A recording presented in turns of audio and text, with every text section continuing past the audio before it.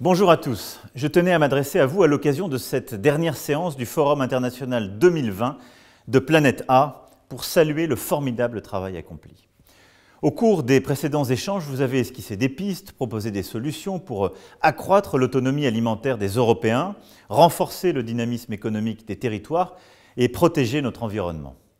Vous avez pris à bras le corps un double impératif qui, il y a peu encore, semblait contradictoire. Concilier souveraineté alimentaire, qui implique de produire en quantité suffisante, et écologie, qui implique de produire dans le respect des sols et de la biodiversité. Et vous avez montré qu'il n'y avait pas là de dilemme à trancher, mais bien un défi à relever. Et que cette ambition était non seulement permise, mais nécessaire.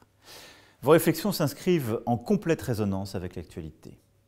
Les conséquences de la pandémie, la montée des tensions internationales, comme le changement climatique. Mieux, elles ébauchent des propositions d'action qui font de Planète A et de ses AgriTalks 2020 un nouvel éclaireur de lanterne pour les décideurs publics. C'est de cela, tout d'abord, dont je voulais vous remercier. Vous dire aussi que tous ces enjeux de souveraineté, de sécurité alimentaire sont bien au cœur des priorités de la France pour l'Union européenne. Cela fait 60 ans désormais que nous sommes engagés dans une politique agricole européenne commune qui contribue à garantir à l'échelle de l'Union la maîtrise de notre alimentation. C'est la bonne nouvelle, la bonne approche, et nous continuerons de creuser ce sillon de la souveraineté au socle de l'Europe. J'ai défendu avec force la place de cette politique dans l'action européenne comme dans son budget, et nous avons obtenu des résultats.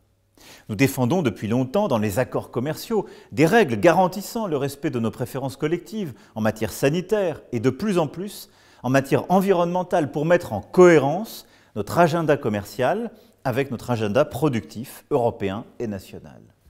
C'est une exigence pour la qualité de nos produits, une exigence pour la santé des Européens, une exigence pour la survie de notre planète, une exigence vis-à-vis de nos agriculteurs. Nous leur demandons des efforts, nous devons demander les mêmes à celles et ceux qui importent sur notre sol. Aujourd'hui, la France porte une politique agricole européenne rénovée pour relever les défis du changement climatique, améliorer notre autonomie agricole et alimentaire et accélérer la transition environnementale. Face à ces enjeux, chacun doit prendre ses responsabilités. L'Union européenne, d'une part, en se fixant un cadre stratégique clair, ce que la Commission européenne a commencé à faire en proposant ces deux stratégies, de la ferme à la table et biodiversité, et les États membres, d'autre part, en appliquant cette stratégie dans leur territoire, dans leur filière. Je soutiens pleinement ces initiatives. En France, les États généraux de l'alimentation ont permis de lancer des plans de filière qui intègrent tous ces enjeux de souveraineté et de sécurité alimentaire, de transition environnementale, et qui se déclinent très concrètement, production par production, avec les agriculteurs, les industriels, les consommateurs, les distributeurs, l'ensemble des parties prenantes. Nous avons des projets auxquels je tiens beaucoup. Je veux notamment que nous retrouvions notre autonomie sur les protéines. Nous venons de lancer le plan protéines le 1er décembre. Et que nous cessions ainsi d'importer des produits issus de la déforestation pour l'alimentation du bétail.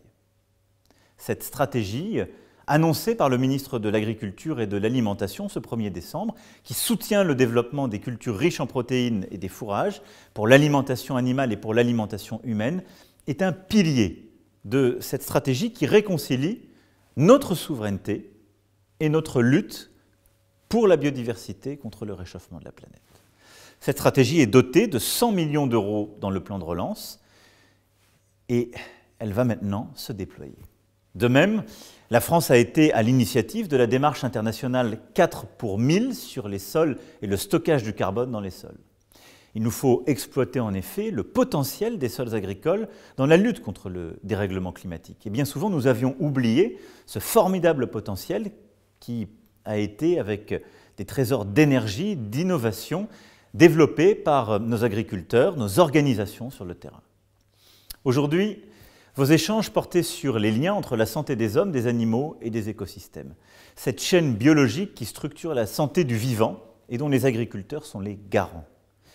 C'est cette approche à laquelle je crois et que nous avons fait nôtre il y a quelques jours, le 11 et 12 novembre, lors du Forum international de Paris pour la paix, en lançant l'initiative une santé, One Health, approche transversale qui englobe la santé publique, la santé de la planète à toutes les échelles, locales, nationales et planétaires, qui invite l'ensemble des organisations internationales à réconcilier justement la santé humaine, celle du vivant et l'environnement.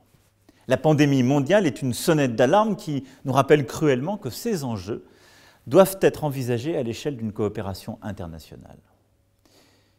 Je serai à vos côtés un inlassable promoteur de ce travail commun que j'appelle de mes vœux de conférences en sommets internationaux et je ne lâcherai rien de ce combat crucial pour notre avenir. C'est un combat où nous devons tous nous unir et où nous devons unir toutes nos forces. Nous avons besoin de femmes et d'hommes qui réfléchissent, proposent, agissent comme vous le faites. Alors merci. Merci véritablement d'être des acteurs de terrain, des chercheurs, des engagés. Merci à toutes et tous. Cher Benoît Apparu, je me souviens lorsque vous m'aviez présenté ce programme, cette ambition, Planète A, c'est maintenant une formidable réussite. Et merci à toutes celles et ceux qui la font vivre. Votre engagement à penser l'agriculture et la planète de demain est essentiel. Le gouvernement est à vos côtés, le ministre de l'Agriculture, Julien Denormandie, l'ensemble des grandes filières, nos instituts de recherche, l'INRAE au premier chef, et bien évidemment, je le sais, l'ensemble du monde agricole croit dans cet avenir. Nous avons formidablement réussi à nourrir la France, l'Europe, au sortir de la Deuxième Guerre mondiale. Nous avons aujourd'hui à réussir une transition qui est au moins aussi ambitieuse. Nourrir de mieux en mieux, nourrir en préservant la biodiversité de mieux en mieux, nourrir en gagnant la bataille contre les dérèglements climatiques, dans le respect des agriculteurs, de notre agriculture et des consommateurs citoyens que nous sommes. Alors merci pour cette contribution et cette ambition pour la ferme française et l'agriculture en Europe et dans le monde. Merci à vous.